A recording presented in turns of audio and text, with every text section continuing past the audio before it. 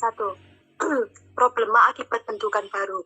Pada akhir-akhir ini, banyak sekali bentukan baru sebagai hasil kreasi pemakai bahasa Indonesia.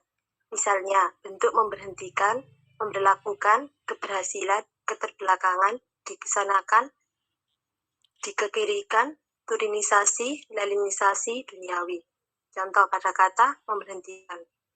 Menjadi, kan, menjadi, berhenti, menjadi, berhenti. Memberlakukan, yaitu menjadi, kan, menjadi berlaku, menjadi berlaku. Dari penjelasan tersebut dapat terlihat bahwa bentuk dasar konstruksi memberhentikan adalah berhenti, sedangkan bentuk dasar konstruksi memberlakukan adalah berlaku, dan bukan henti dan laku.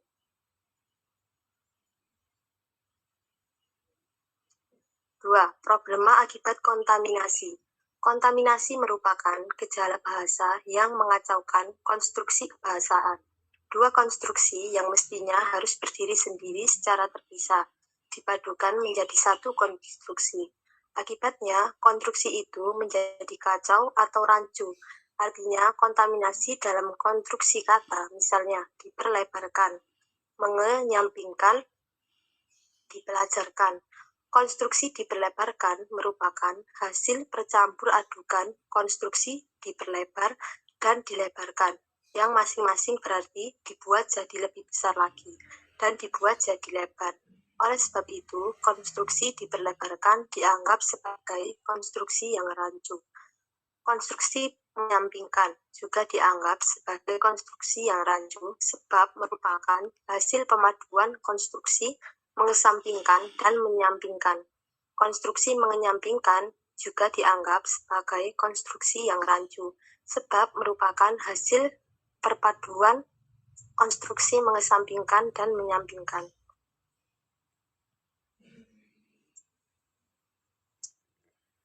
3. Problema akibat unsur serapan.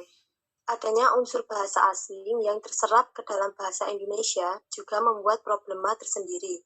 Hal itu terlihat dan kerap tahu bahwa kata data dan datum, fakta dan faktum, alumni dan alumnus berasal dari bahasa Latin, yang masing-masing pasangan kata itu berarti jamak dan tunggal.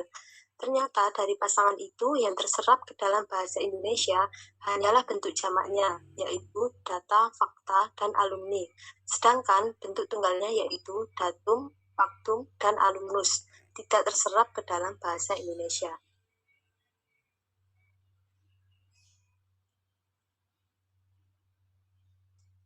4. Problema akibat analogi. Sebagai istilah bahasa, analogi adalah bentukan bahasa dengan menurut contoh yang sudah ada. Gejala analogi ini sangat penting dalam pemakaian bahasa, sebab pada dasarnya pemakaian bahasa dalam penyusunan kalimat, frase, dan kata analogi pada contoh yang telah ada atau yang telah diketahuinya.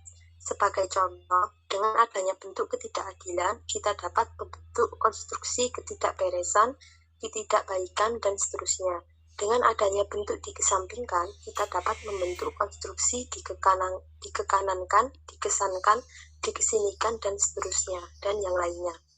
Selanjutnya akan diteruskan rekan saya, Mbak Rahma.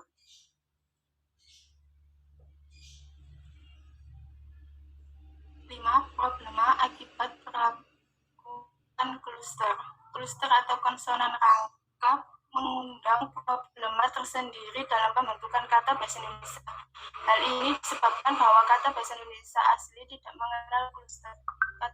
Kluster yang dipakai dalam bahasa Indonesia itu berasal dari unsur serapan, misalnya program, proklamasi, prakarsa, traktir, transfer, transkripsi, sponsor, standar, skala, klasifikasi, kritik, kronologi. Kata-kata ini apabila dibentuk dengan afiks yang bernasal, misalnya menasalkan atau i dan menasalan. Next. Problem akibat proses morfologi unsur serapan. Kita tahu bahwa hampir semua bentuk serapan dalam bahasa Indonesia dapat dibentuk dengan penampakan afiks atau pengulangan. Masalah itu timbul karena selama ini terdapat persaingan pemakaian pasangan konstruksi, misalnya menerjemahkan dan menerjemahkan. Yang kedua ada bentuk serapan yang masih baru sehingga masih terasa keasingannya. Selanjutnya, kita mengetahui sifat dan kondisi bentuk serapan. Selanjutnya, bisa mengidentifikasi.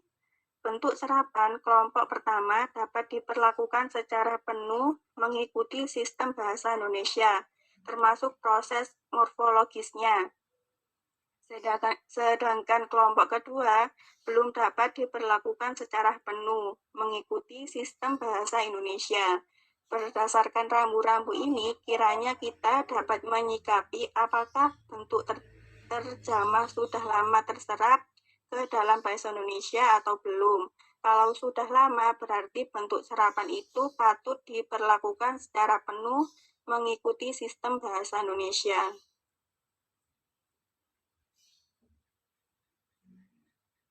Problema akibat perlakuan bentuk majemuk. Problema morfologis terakhir adalah problema akibat perlakuan bentuk majemuk. Problema itu terlihat pada persaingan pemakaian bentuk pada kata pertanggungjawaban dan pertanggungan jawab, kewarganegaraan dan kewargaan negara, menyebarluaskan dan menyebarkan luas. Dari contoh itu terlihat dua perlakuan bentuk majemuk, yaitu majemuk yang unsurnya dianggap sebagai satu kesatuan dan bentuk majemuk yang unsurnya dianggap renggang.